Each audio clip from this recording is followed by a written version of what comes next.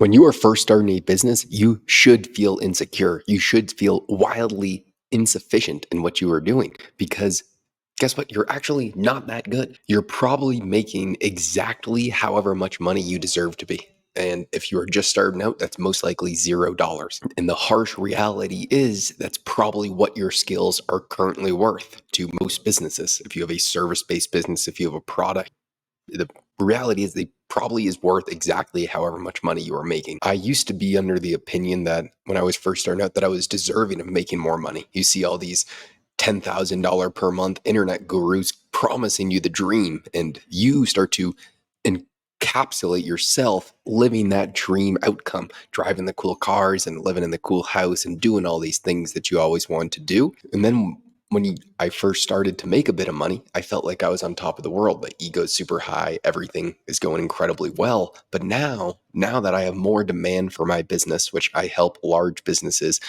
help them grow their social media to help them get more customers, I quite literally have more demand for my business than I can feasibly handle. So I have to turn down 95% of people who approach me to work with me, which is a great problem to have. But now I still feel wildly insufficient. And that has led me to shift my goal from income to making, let's say, $50, $100, $250,000 per month to just becoming the best in the world at what I'm doing. And as a result of that, my income has gone up exponentially because I'm just trying to focus on being the best. But the more that I learn about it, the better I get, the better the results get for my clients, the more I realize how little I actually know. And that is 100% the truth. The people who are telling you that they have everything solved, they just simply don't know what they don't know.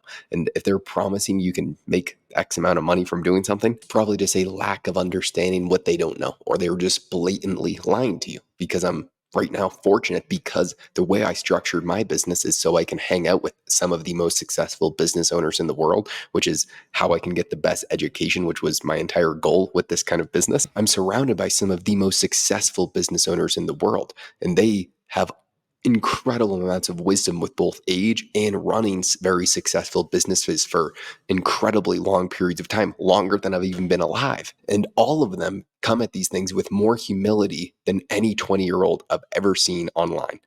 And they are worth hundreds of millions and some billions of dollars. And the reason for that is they know what they don't know. As Mark Twain said, it's not what you don't know that gets you into trouble. It's what you know that just ain't so. And now every 25-year-old kid who's made $10, $20, $50,000 from some sort of business, mainly because we've been in one of the hardest mega bubbles in human history due to all of the artificial money that is pumped into the system over the past few years. If you had any business and you got a few views online, you were able to make a ton of money from it. And then you say, well, I'm going to teach other people how to make a ton of money from this, which is great because they're making a bunch of money. But the certainty and the lack of humility, these drastically inflated egos, they naturally deflate.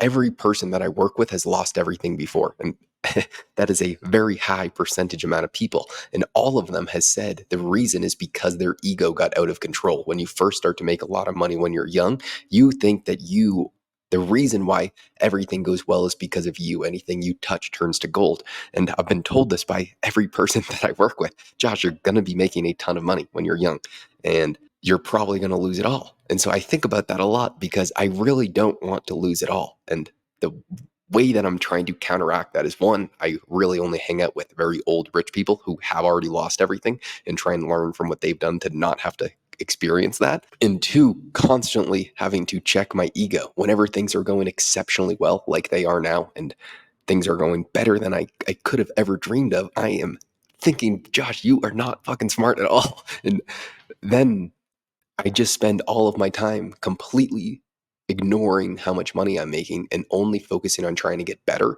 And that expands everything. Because when you hit a certain point of learning a subject, a skill, it doesn't really matter.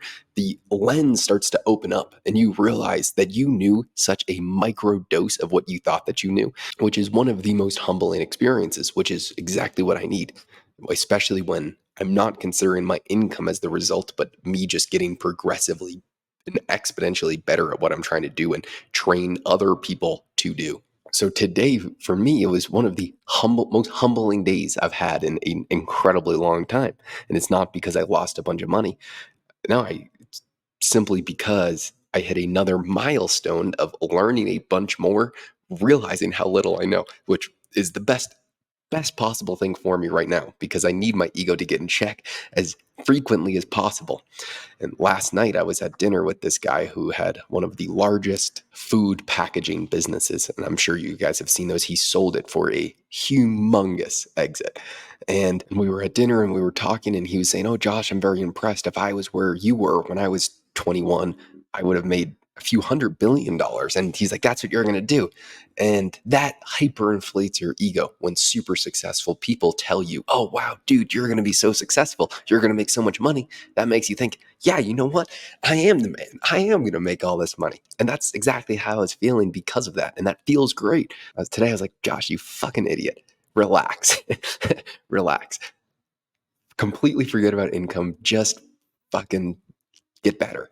And then you realize I'm nowhere near where I need to be. I need to be 100 million times better. And that's how I think every business owner should feel, or any craft that you are doing. If you are really trying to be very good at it, you need to change the frame, or at least I had to, because when I see an exterior motive as the outcome, let's say I used to try and get shredded very often. I'd get down to single digit body fat and I'd be really, really shredded. I'd be running, or that would be the goal though. The goal would be to be exceptionally shredded. And I would get there for a few months. And then eventually, because your body needs to eat, I would start to eat. Then I'd completely go off on a terrible diet and I'd be eating like shit for a long period of time. I'd lose all the gains that I had, let's just say. Same thing with income. I was focused on making 10, then 20, then whatever amount of money per month. And that was the only goal. But I've changed the frame to, let's say, now I never eat bad, or hardly ever eat that bad, because my goal is no longer getting hyper shredded or hyper jacked. It's being hyper healthy. And for me, that's a bigger goal. I want to be exceptionally healthy. I want to feel mentally sharp. And when I eat seed oils, processed foods, and all this garbage, I feel slow and I don't like that. And so when I change the goal to being healthy, I don't actually care how the food tastes, which for me is this massive light bulb moment. Same thing with income. Instead of focusing on how much money I'm making, I'm focusing on how much I'm improving at what I'm doing.